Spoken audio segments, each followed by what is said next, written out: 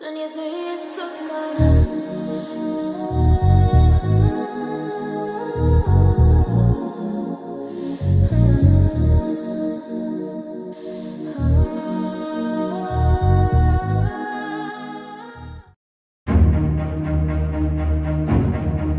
Welcome to this, how do I put it?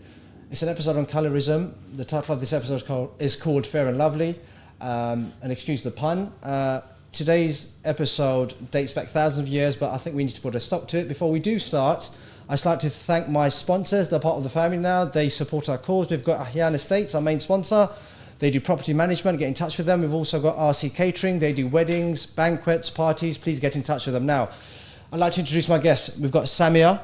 Hello. Thank you very much for coming on. I just want to say that you're very brave and bold to come on, but inshallah you will make an impact. And even if you don't change people's thought processes, they will know and they will be informed. Yeah. Do you want to introduce yourself? I'm Rapina. Okay. I'm the chair for 13 Rivers Trust. I also do other things in the community. I'm a youth worker by profession. So, yeah, loads of work in the community. Thank you very much. Thank you both for coming on. Again, just from the outset, very, very brave. And inshallah, we can make a difference or an impact at the very least. So, Samia, don't mind me saying, and forgive me for my petulance, I wouldn't even say you're that dark-skinned, but for a South Asian person, you're of a darker tone. The floor is yours. Well, where do I start? So, since I was a little girl, I've had a lot of things that I've actually faced in regards to the colour of my skin. Now, whether it's through social groups, whether it's through just in general, through marriage talks, through going to the local beauty salon, getting discriminated, being forced to purchase bleach in order to actually change my skin colour just because I don't fit the norm has been one of the many things that I've actually faced. And it doesn't just stop there. There are many things that I've actually faced as well around going back to, say, school as well. So I did go to an all-girls school. So there was discrimination around that sort of manner as well. So if you're not a certain colour, you don't fit a certain group. So it did affect mental health as well going forwards, and it did push towards getting into college. Wow. So I'm just going to stop you there. No, of there course, is so much that you've got there, and I'm gonna pick on every little thing. But I just want to start off. There's two terms that I want to just make the audience aware of. There's the post-colonial shock. Yeah. And you have the Hindu caste system, particularly pertaining to the Indian subcontinent. So they're the two things that we're not going to sort of delve into now because this is your story and your life experiences. But they're the two concepts that underpin why we are the way we are. I do want to start off when you were young. Perhaps I want to start with the family. How did you feel, or how were you treated rather, because of your skin colour? So have you got siblings? Yes, I do. Are they of a similar skin tone? They are. Okay. And I do fall under slightly more sort of darker tone. Okay. Or the eldest as well. So setting an example, I've had relatives, or shall we say long distance cousins, who sort of see me at weddings and say, oh, look at her. No one's going to look at her because of the tone of her skin. And how old were you when you realised that this was some sort of... Teenage. So weirdly enough, I was quite sort of fair, light skin when I was a baby. And then it's really bizarre. So I started sort of tanning over the years. And then obviously I was everyone's favourites because of that particular reason. All of a sudden, going to Bangladesh, I recall an aunt of mine who is my paternal aunt, so fore, for those who understand. She turned around and said, oh, what happened to her? She used to be so beautiful. She looks disgusting now. What have you done to her in the UK? So being, 12? What she said? She said that. And she didn't think I understood because she thought, I'm from London, I don't understand Bengali, Bangladeshi, language. So therefore she didn't understand. So she whispered it to my parents, saying, oh, what happened to her? You guys, she's become disgusting. No one's going to look at her going forward. She used to have such rosy cheeks. But now I don't want to even be near her. So hearing that as a 12 or 13-year-old was horrible. It was really horrible. So obviously mental health wasn't a big thing or spoken about around that time, so it wasn't something that I wanted to discuss. And obviously there were things like bleach is that what introduced as well through family members, and that does entail Fair and Lovely cream, so that was pushed upon myself, my sister. At what age? 13 or? Around that sort of age, so teenage, growing up. Make sure you consistently use that cream, so that way you can, you know, strip that dark skin tone and go back to what you used to be, a beautiful young girl, a young woman.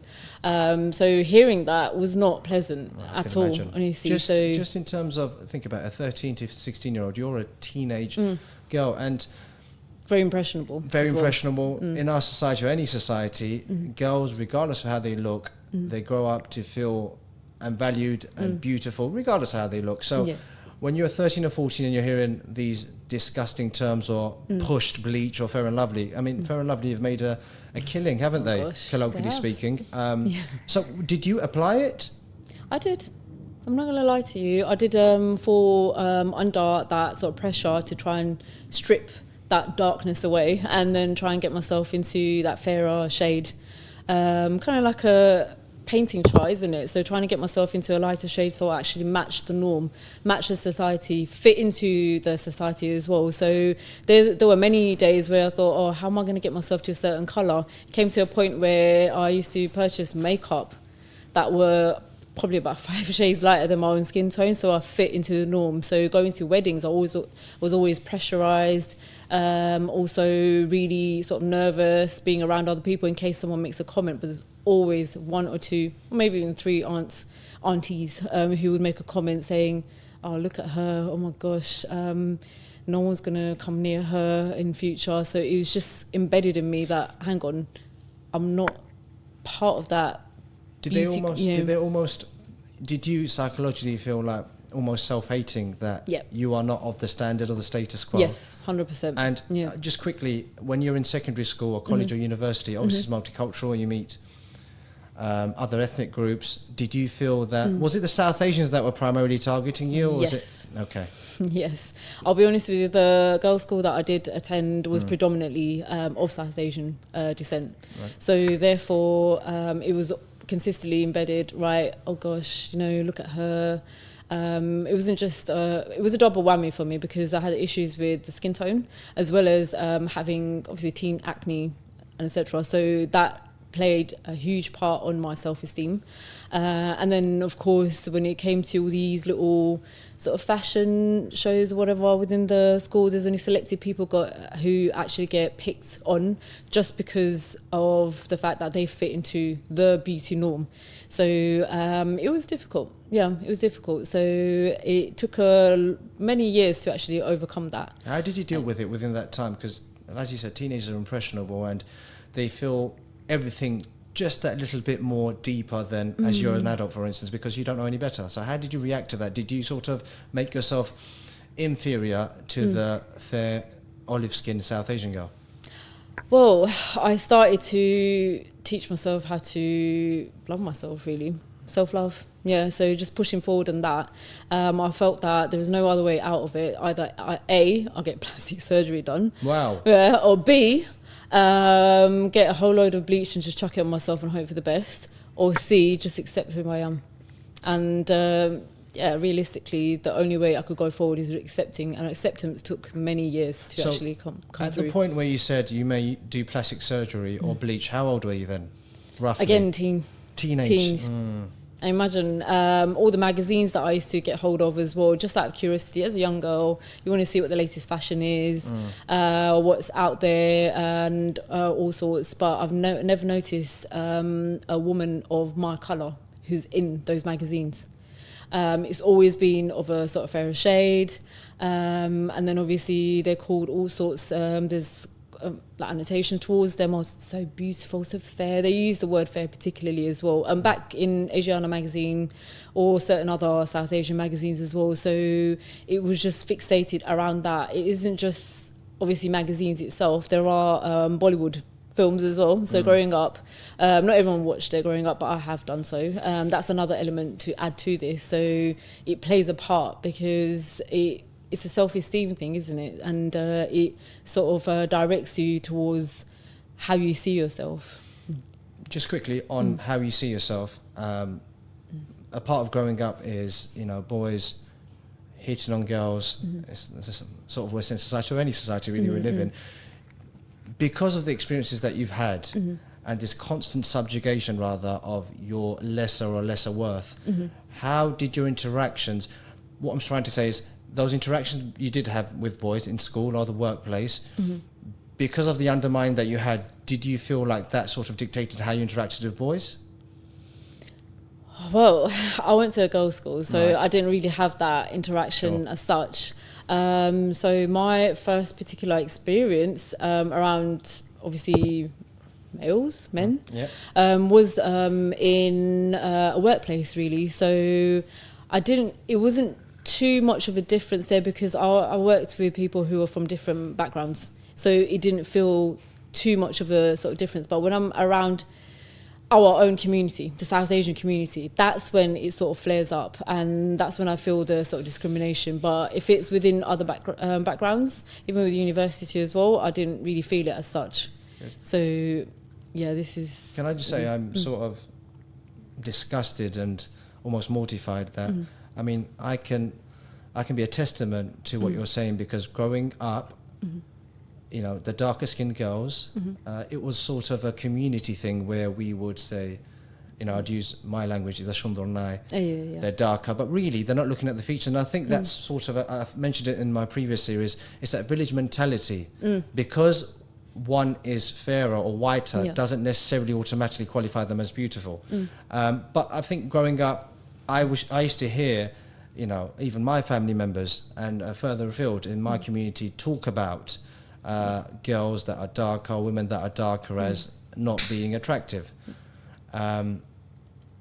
Rapina, thank you very much for waiting patiently.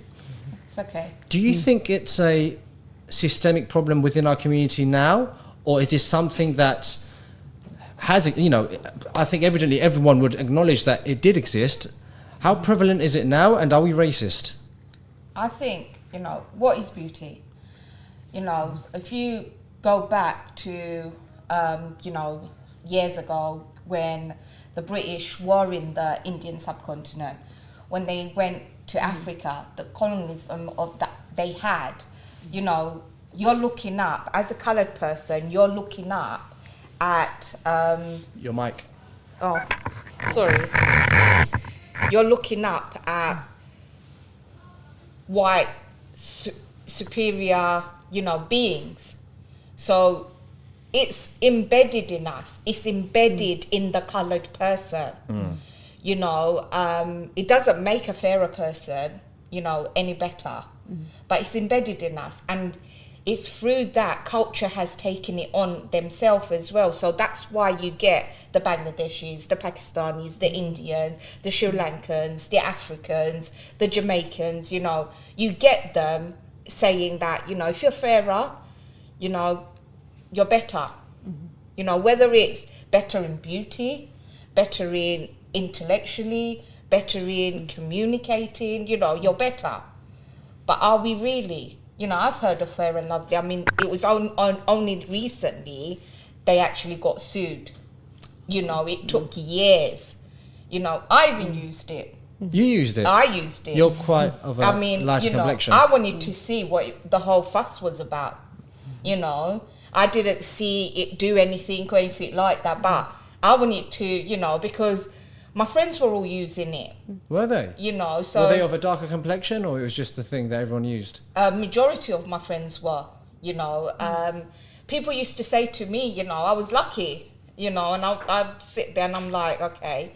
You know, I get people saying to me, am I Pakistani? Am I Turkish? Am I, you know, Arab? And I'm just sitting there going, no, I'm Bangladeshi, you know. But you get that, you know, and... Like growing up, I didn't understand why people would say that. You know, I used to be really famous in my family, you know, amongst the cousins and everything. Because, yeah, I am fairer than my siblings, you know.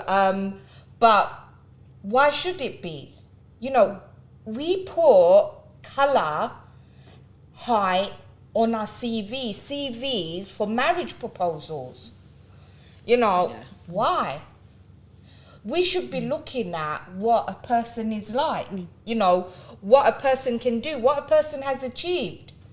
Right, I get the idealism, and I agree with you, but drawing it more back to what you've experienced within our communities, I want to bring it back to Samia here, and she quite articulately said, you know, proposals and CVs.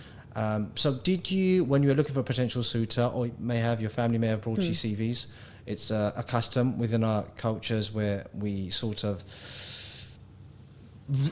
we control how we meet suitors, and I, you know, there's nothing wrong with it. I think it's a good way to control who you meet, how you meet in a controlled environment. So within the time where you're looking to get married, tell me about that experience. Oh, where do I start, Ollie? So again, it was like a bunch of cattles, really. That's what it was. But in this instance, it's more of a battle of the fairest again. So there have been moments where there were potential suitors who have come round, and then the comments would be, "Oh gosh, she's too dark. I can't What, in have front her." of you? No. Okay. This is behind my back. So this was after they have a feedback session or survey says, should we say put it. They turned around and said, she'll be the mother of my children. In future, I don't want my children to be dark skinned. So therefore, she's not the right suitor for this particular person. Obviously, got the education, experience, etc., blah, blah, blah. So everything that sort of ticks. But the thing that didn't tick or sort of bring a light bulb moment was the fact that I'll be a mother of these potential children, but I'll end up bearing dark-skinned children. What's going to happen to them? And it's just going to be an ongoing problem. That's what we are, the dark-skinned people, so a problem within the South Asian community. But I know it happens in many communities. I have friends who have mentioned who are from like the Caribbean. African Caribbean? African Caribbean, African Caribbean. I've got friends who are from sort of Eastern Asian areas, so like China, sort of South Korea as well. They've had the same issue. And then also, just to go back onto sort of marriage proposals as well, those have been one of the main key points that I wanted to sort of bring up, because I feel that someone shouldn't be discriminated due to that particular reason. It's disgusting, honestly. So, and that mindset has been embedded across generations, and it still is. And I know it still happens because I know of friends who are also even darker skinned than myself, who've mentioned they've had comments said to them because of the skin tone. They'll look at them like, you're not Bangladeshi, you must be something else. You're probably from XYZ country, so because of the tone of your skin. And I've had people speaking about me in in Bengali, and they've said rude things, assuming that I'm not even South Asian. Like because what, of if my you don't mind me asking?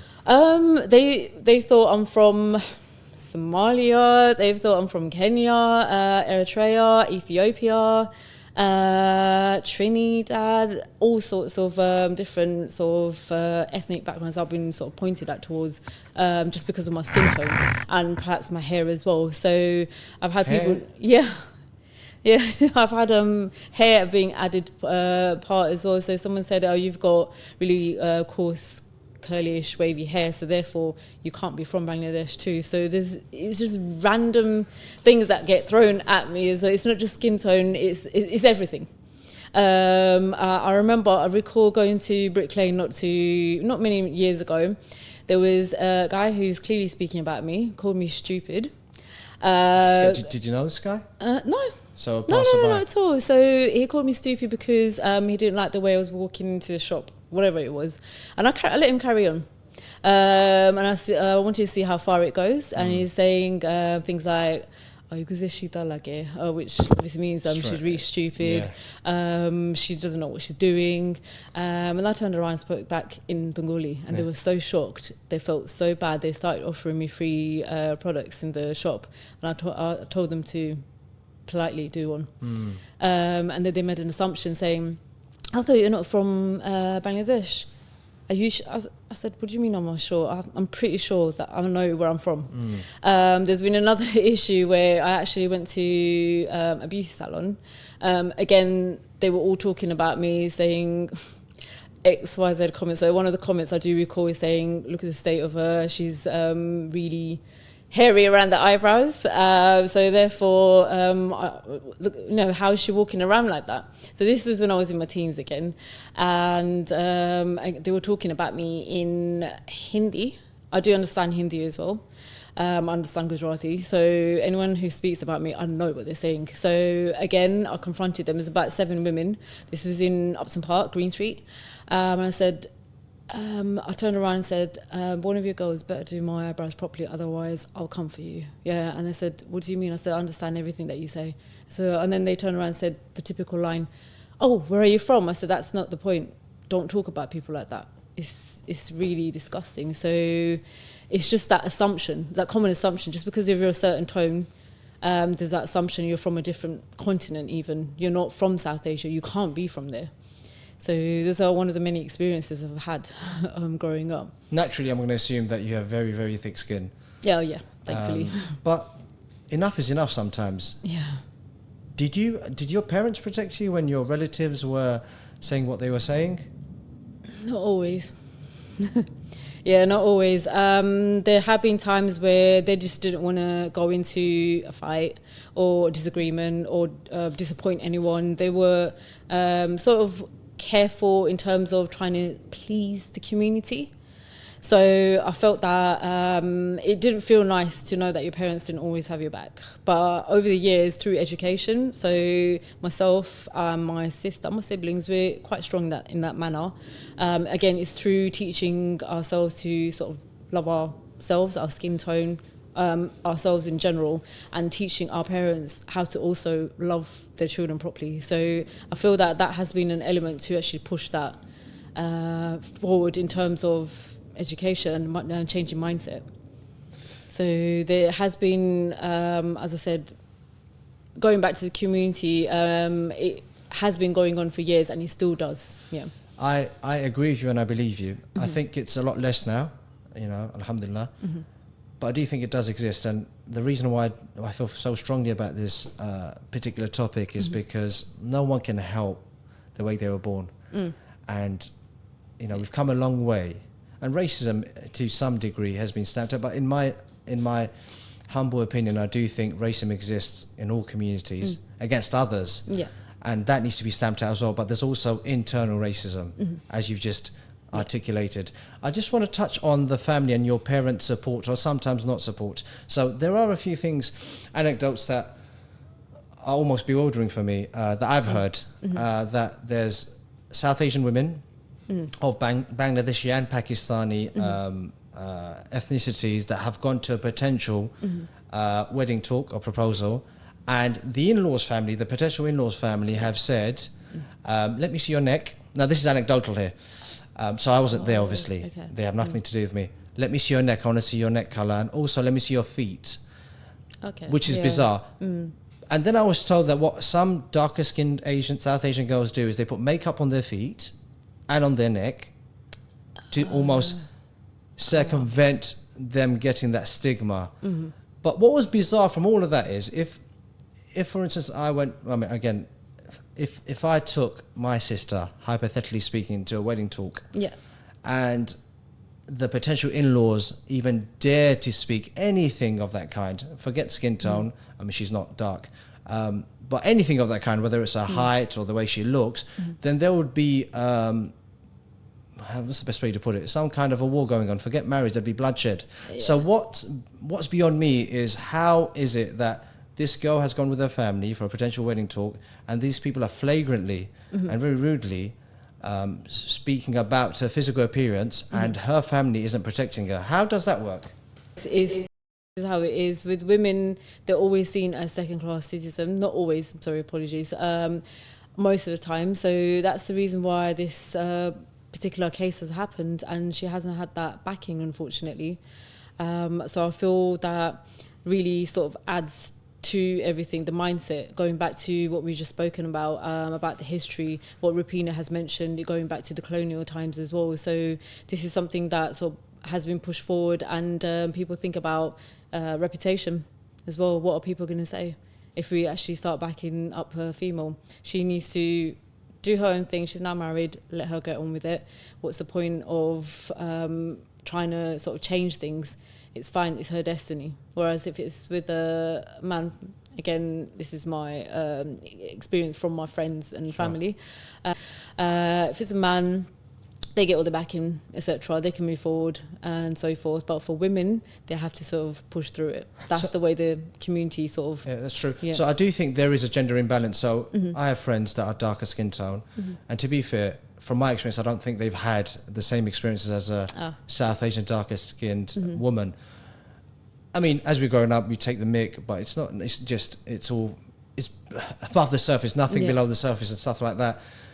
But I think if I were to bring them on, they're not going to come on. They'll also say they've been victimized and traumatized, and there is this undertone of the darker you are, the lesser you are. And so men have experienced it as well, not to the extent that women have. And the fact that you said it's destiny for a woman is quite shocking, because, you know, everyone needs love. Yeah, of course. And, of course, you know, if our South Asian community, I don't think it's as big as it used to be, is shunning the sort of darker tone South Asian girls, there has to be a backlash. But alhamdulillah, I do think it is getting better, but I do think there is a problem there. Just quickly, Sister Rupina, if you just pick your mic up again, it's falling, sorry, I don't know what's happened there. I'm going to ask you a difficult question now. You obviously look fairer. Growing up now, would you agree that you had some sort of fairer complex prestige in contrast to the more darker skinned South Asian girl? And if you did, how did you acknowledge that there's this contrast and difference? And did you use it to your advantage, or did you really fight for them? And essentially what I'm asking here is, as a fairer skinned South Asian woman, there are obvious advantages. Did you relish in them, or did you fight back? And I'm asking you from the perspective of all South Asian fairer skinned women. Well, I can only speak for myself. Sure. And I didn't, personally experience anything. I mean, for me, it was more, because I was the eldest daughter, you know, I was like the firstborn here, after 4 brothers. I naturally got attention, being taller as well than all my younger sisters and things like that. So for me, I didn't notice that growing up as much. But then, where Samuel was talking about weddings and everything, when you hear of weddings and that, and why a wedding didn't happen, and then it's like, but mum, she's fine. Why didn't my cousin accept it? So it's things like that, that's when I started questioning it. And then when I started talking about it with my friends, I started seeing a different side to it, and it's like, I can't believe this goes on, So you were oblivious to it? I was, Up until what age?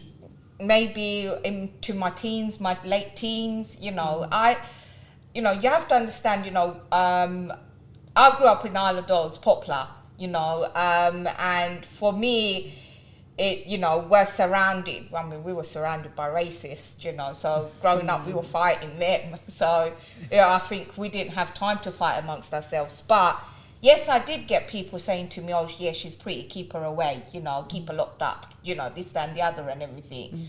And it's like, but I got to do what I needed to do, my father would let me do, but they were weary of it. Just to interrupt you there, she's prissy, keep her locked up, as opposed to, forgive me, the darker skin, she's not prissy, her protection, we don't really need to be vigilant with her. Well, I mean, my parents supported all of us, the same way I support my daughters, one of my daughters, darker, she had a unibrow, they do have a lot of hair and things like that and everything, but at the end of the day, my thing is, I always say to my daughter, when it comes to it, we'll find the right person. And if that person is going to look at your neck, do you really think I'm going to sit there and take your scarf off to show them your neck? No, I don't think so. For somebody to turn around and ask that, You know, I understand, you know, like people in the past, you know, first generation, second generation, it's cutting out now from the third generation onward. I mean, I'm second generation, so we still pretty much still have it. You know, where, you know, like where they ask these kind of silly questions and they find that girls are a burden. Now, maybe that scenario happened to somebody that was poor. Poor, because they want to get their daughter married. No, rest assured, it was in this country, so... Yeah. You No, know. I'm just, you know, saying, or maybe, you know, there's been... you have to look at other scenarios as well. I'm not backing people up. Colorism is a very... I mean, when Samia started talking to me about it as well, and I was like, you know, people used to put these on your CV. You know, I've seen CVs where they say they want a fair and lovely young person. Not somebody that prays 5 times a day. Not somebody that, you know, can teach my children ABC. You know. Not somebody that can, you know, go out and work. No, that is what they want. And you're just sitting there and you're going, I'm not handing these CV out. Tell them to redo it. To be fair, I can attest to that to some degree. I know boys personally that say, is she fair? It's not, Yeah. is she pretty, or what does she do? What's her education? Does she pray? Whatever it may be. But the first question that is asked is she fair? And also, just to agree with what your point, I don't want to have darker babies. I've heard personally guys say, yeah, I don't really want to have darker babies. And I just think you can't control that anyway. You could be as fair as milk. If God makes your baby dark, what are you going to do? Oh, that's true. But That's it's very true. Yeah. It's true. Because at the end, it happens. You know, my sister, she has you know, one of my nephews fair. You know, but both of them are like Samia. Okay. You know, but when babies are born, they're all fair anyway. You know, and then they start getting colour into their skin. People go and tan themselves to make themselves darker. Yeah. So then why is it a problem? I think it's just contentment. I think no one's satisfied. But I do agree that the gold standard is fair across the world. But I'm more specifically asking about the subcontinent. Just back to you, Samia. Just from meeting and speaking to you today, I think you're an incredible woman. thank and you're very you. Appreciate thick-skinned. Just talk about the initiatives that you've taken just to make other people aware of it. Because you did mention to me over the phone that you had some sort of campaign. Yes. So I actually started a colorism campaign. This was back in 2021, I believe so. And I've used some beautiful models of a darker skin shade, and we went for the traditional South Asian outfit to raise awareness. And I used the hashtag celebrate dark skin, I believe it was. Yeah. So and it became a big thing at that time. So that's something that I want to reinitiate. This is through my photography page. So at Your Pixels Pro. Now, it reached out to people from different parts of the world. In particular, there was a gentleman who actually reached out to me through direct messages and thanked me. Where was he from? Mauritius. Okay. He was actually from Mauritius, and he was also of a darker skin shade tone.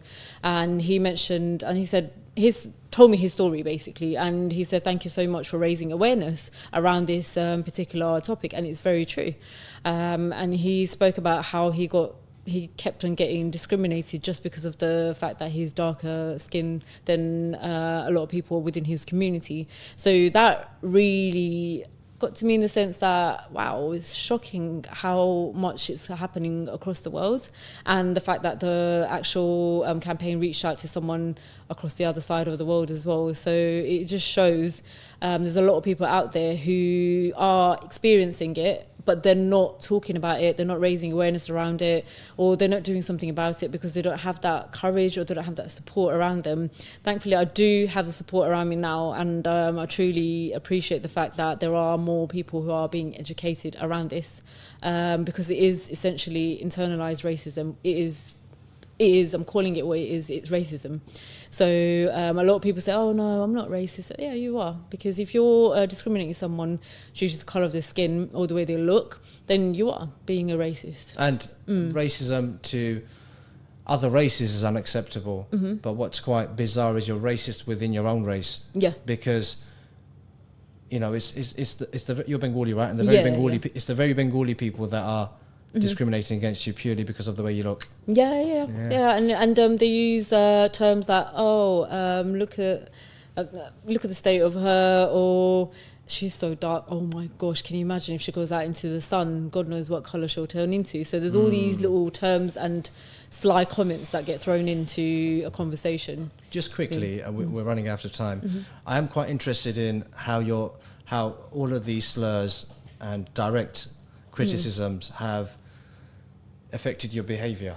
So I'll touch on the going out into the sun. Did that prevent you from going out into the sun? At times, but now I'm learning to love the sun more. There were times where I did go on holiday, didn't have a sun hat, nothing on, came back, God knows how many shades darker, and the way I got taken the mick out of, this is when I used to work in one of my roles many years ago. Oh my gosh, what has she done to herself? Look at the state of her. My gosh, I don't even recognize her. You look like a different race. So there was all sorts of common sort of slurs that were sort of utilized through conversation. And there was a lot of, I was basically the person that was being picked on just because of my holiday tan. But that didn't stop me. I carried on. Yeah, I carried on. I went to many holidays after that, and to excuse my language, piss people off more. I did it more. So, and I came back and put it on my socials as well. So it was the time when I started to actually appreciate who I am. And I went out there and carried on with that. So, great courage. Just quickly, without getting your family implicated, these people, are you alluding to your family? It's a mix of old colleagues, because I have had several jobs in between now and a teen. So through jobs, through long distance families as well, not direct family, but as in long distance families. As you know, us Bangladeshis, we have family everywhere.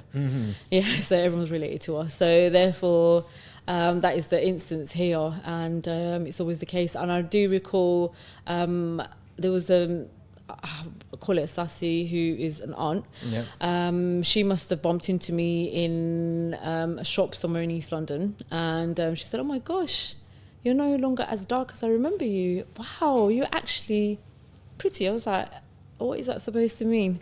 And then she carried on, like she was ignoring what I was saying to her. I said, what is that supposed to mean? She's like, oh no, you know, oh wow, you're actually pretty. I didn't realise you were. I thought, wow, I didn't know what to actually sort of say after that, because she wasn't listening to my initial reaction. So I thought ignorance is sometimes, or is always going to be an ignorant person. With the older generation in any community, you know, they're a bit slow and ignorant, and it's learned behaviour that's inherent now. Yeah. How is it amongst our generations? Is it more overt, or is it more subtle and it's a mix. It's a mix. Older generation, they're very direct, and there's literally, they don't care what they say. With our sort of generation, I suppose there is that happy medium, as I would like to call it, but there are some who don't really care. They'll say it however the way they see fit. They don't care about people's mental health or anything. But as you've mentioned earlier, I do have thick skin, thankfully, but I know a lot of women in particular who are of darker skin who don't have thick skin, and they've taken different measures to actually get to... Please just elaborate on that. What measures have they taken? Getting themselves bleached, turning into a different colour, making sure that whenever they're at weddings, getting makeup done that is probably about 5-6 shades lighter than their own skin tone, and then also making sure that they fit into what they assume is the beauty norm. So it's really sad, and I've seen that amongst friends and family, those who are not proud of who they are or the skin tone that they are as well. So what would you say to those women that are struggling, those that you don't know, those women, South Asian women of the darker skin tones? What would you say to them? Be proud of yourself. Just be proud of yourself. Yes, this is the way that the Lord has actually made us. Be proud of yourself, and just don't, give in to the society. Don't give in to the community. Don't ruin the skin that you've been given. There's a lot of people who have been fortunate through getting all sorts of illnesses, diseases, and so forth, you're able. Don't ruin that for yourself just because of a few comments and so forth. Thank you. Rapina, what would you say to our communities, and if you just pick your mic up a little bit more, sorry, I don't know what's happened there. What would you say to our communities, and I mean the Bangladeshi, Pakistani, and even the Indian communities, about this stigma around darker South Asians? What would be your message to them? Embrace it, honor it, be happy with it. You know, at the end of the day, we are who we are. Look within rather than on the outside. You know, people say beauty lies within, doesn't it? You know, colour shouldn't be, you know, the first thing that you think about when you're, you know, meeting a person, or when you want to become, you know, you want to introduce them to your family. You know, be proud. Thank you. I'm not going to go into it too much, but I think the man's lens and the woman's lens is very different. And perhaps I'll have an episode, a pragmatic episode, because you've been very theoretical. I would probably bring guests on and ask them directly about skin tone and what they think, because it's all good and well talking about it, but their preference is their preference. And I think we need to tackle the mindset and behaviour, which is key. Quickly, Samia, I think, just rounding up, I think, like I said, you're an exceptional woman. Yeah, thank you. You've had a lot of courage, and I think undoubtedly you probably had depression or trauma or some kinds of it, because growing up you're thinking, what did I do wrong? You're punishing yourself. What did I do wrong? I mean, and you probably went through your teenage years thinking this, and at times your parents didn't support you. Our community, I'm from your community, so I know how they are, and I know how ruthless they can be. And just something that you said that was profound, Rapina, is that you're pretty, you can stay at home, protect her, which means, obviously, I can assume that those girls that are darker skinned, no one's going to look at them anyway. Can I infer that? Probably. Yeah. Yeah, probably. Well, thank you very much. Thank you very much for coming Thanks on. for your time. No, I today. appreciate it. And I think hopefully you can create awareness and change, because ultimately, in principle, these very things are evil. But I think what it is that we dehumanize, and that's what we do. And with other concepts in the world, when you dehumanize something, it's not as evil, it's a lesser evil. Oh, it might be bad, but I can still get away with saying it. So hopefully people can really become aware of these things, and things don't happen overnight. Yeah. But there's kids growing up, and things are multicultural anyway now, and we don't really see race as we did maybe 20 or 30 years ago, but we are still quite sure. So sorry, I just wanted to add, I'm looking to actually obviously carry on with the campaign that I started. So obviously if there's anyone who'd like to join on the next campaign against colorism, please feel free to obviously reach out to myself. Thank you. Yeah. Samia's Instagram page will be on the screen, so please reach out to her and help her through her noble cause. You guys have heard her ordeal, and I'm sure a lot of other people of similar skin tones have experienced, and even perhaps experienced even worse things. She's very thick-skinned, and she's an ambassador to eradicate this from our communities. I'll be honest, I don't think we'll eradicate it. I think my purpose is to bring awareness and hopefully through that stimulate change. The next episode, I'll have people that have deep history within this subject matter, and perhaps even experts, to talk about where this comes from, the underlying issues, and how we can tackle this amongst our communities, because really we're so much better than this.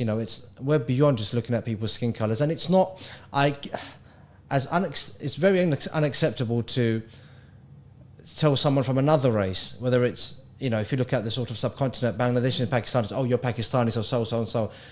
That's unacceptable as it is. What's more mind-baffling is the fact that, or boggling rather, that within our own races we have this social divide. So hopefully you can benefit and you've learned from it. Please leave your comments, because I'm sure there's other people that have got a lot to say about it. Thank you very much. The next episode we'll have experts on, experts from different backgrounds. We're going to have history teachers on to explain where these underlying issues have come from. Thank you very much.